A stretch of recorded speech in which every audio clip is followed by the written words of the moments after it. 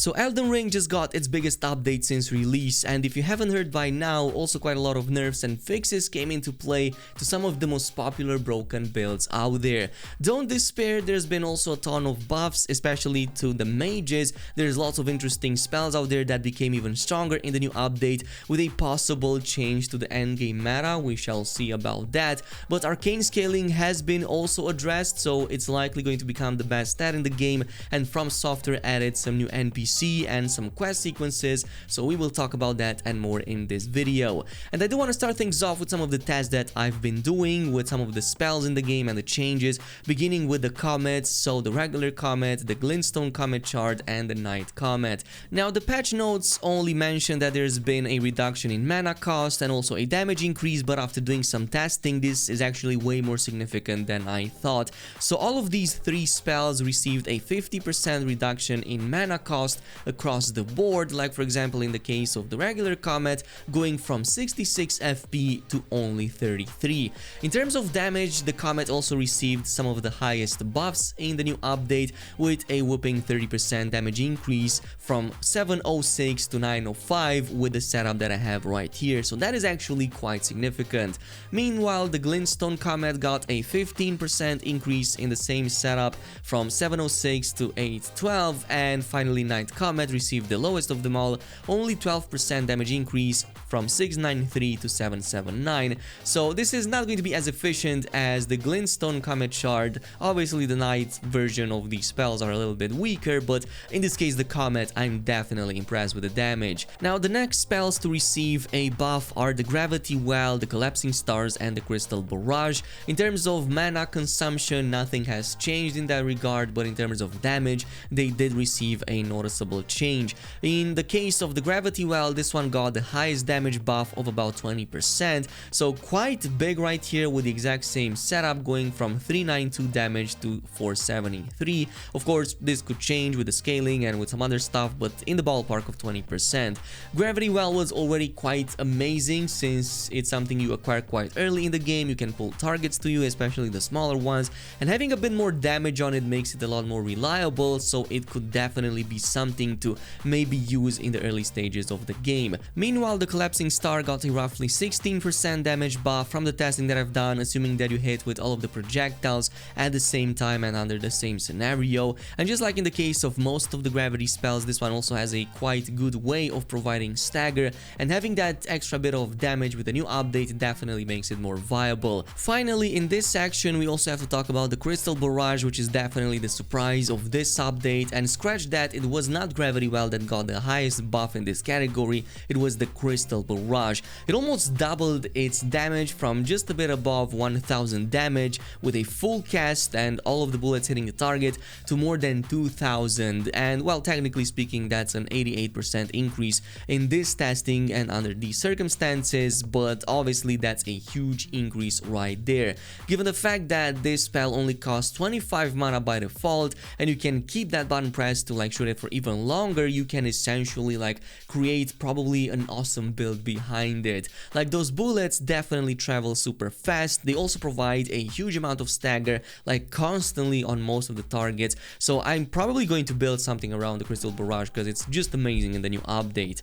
Now the next ones are going to be the Great Glenstone Shard, another big surprise in this update and possibly a complete replacement for the Glenstone Pebbles. So let me just explain this. The patch raised its projectile speed and range, but it didn't actually specify by how much. While doing some testing, it seems to be in the ballpark of about 50% in terms of increasing that range in the new update. Before this update, for example, the max range for this soldier right here was just around these two broken slates with a gap in the middle. Well, with the update 1.03, it went back 2 full sections of this fence and I was still able to hit the target. To be more precise, yeah, in comparison with the Glenstone Pebble, it actually now has a longer reach than it. It's just slightly longer, but still significant enough to make that Glenstone Shard now quite a viable option at any stage in the game. And given the fact that it gives you an additional 40% damage on top of the Pebble at just 60% more FP consumption, this could be really amazing mid to end game when you want something reliable to take enemies from afar and not like just tickle their HP. Now moving on to number 4, let's talk about the nerfs, and boy oh boy, the Sword of Night and Flame got shafted, and of course a massive damage nerf, a massive range nerf, and overall I would not even use it in the new update, but there's cases to be made. Now it feels like both in terms of damage and distance travel there's been like at least a third in terms of nerfs, if not even like 50%. To give you an example, previously in the same setup I could definitely hit all of these 3 targets when fully aligned and still have some room to spare. While in the new update with the same beam, I do not even reach the 3rd target even if I get like super close and like make a few steps forward. So that's quite a huge nerf right there. Damage wise on the same beam, it dropped from 1600s all the way into 1100s, so with the same setup that's quite a big one right there. The fire component got a slightly lower nerf compared to the beam, only about 22% in terms of damage reduction, but still quite significant given the fact that the fire barely had any range. Also in the nerf category, the Earth Tree Great Shield, well, build in this case I guess, was completely fixed. So previously you could combine this with the Fire's Deadly Sin to constantly activate the projectile special attack on the shield and just take down enemies with huge damage. In the new update that is completely fixed, it no longer works, so the build is completely dead. Funny enough though, the Fire's Deadly Sin still works perfectly fine, especially with the Blood Flame at spreading up bloodlust to literally anything you get close to. Even though the patch notes do note that there has been some kind of bug being addressed with the Fire's Deadly Sin, the only thing I noticed is that it's now way stronger, so maybe From Software either did an oversight or it's intended to work that way. In either of these situations, the builds with the spread with the Fire Deadly Sin still completely work. Now let's also talk about a couple of Ashes of War that have also been nerfed in the new update, including the Bloody Slash and the Frost Stomp. Now the Bloody Slash would previously take about 60 points of HP and deal about 317 damage with my current build right here. In the new update it deals double damage to my HP, maybe even more than that, so 122 in this case for just 290 points of damage against the enemy. So that's a roughly 8 to 10% decrease in damage with a 105% increase in HP consumption. So likely an attempt from Software to reduce the spamming with this ability. The Frost Stomp got a slightly lower nerf. It did decrease in damage, and while the patch notes mention that there's an increase in cast time, but the cast time basically refers to how easily that frost traverses once you unleash it, so it basically goes in a little bit slower than how it did before the nerf in the last update. Damage wise, it also got a pretty significant nerf of about like 30% in this case. It's quite hard to determine since enemies have different resistances, but it's quite a noticeable nerf. Is it enough to make this not viable in the early stages or maybe even later on?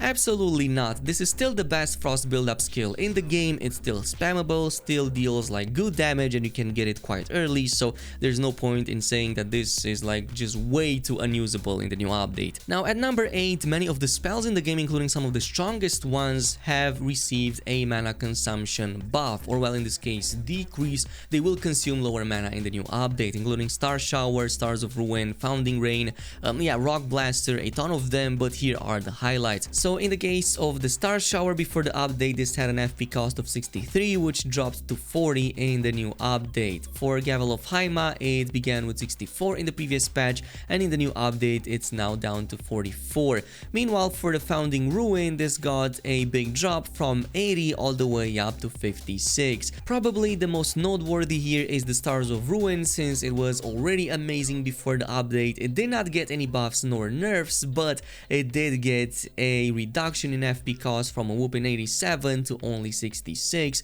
so it's way more viable now, way stronger than before, consumes way less, but of course there's others in there that got some other significant decreases, but for the most part below 20%. And yeah, that's kind of it with most of these spell changes. Now there's many more that have been like just fixed or added in the game.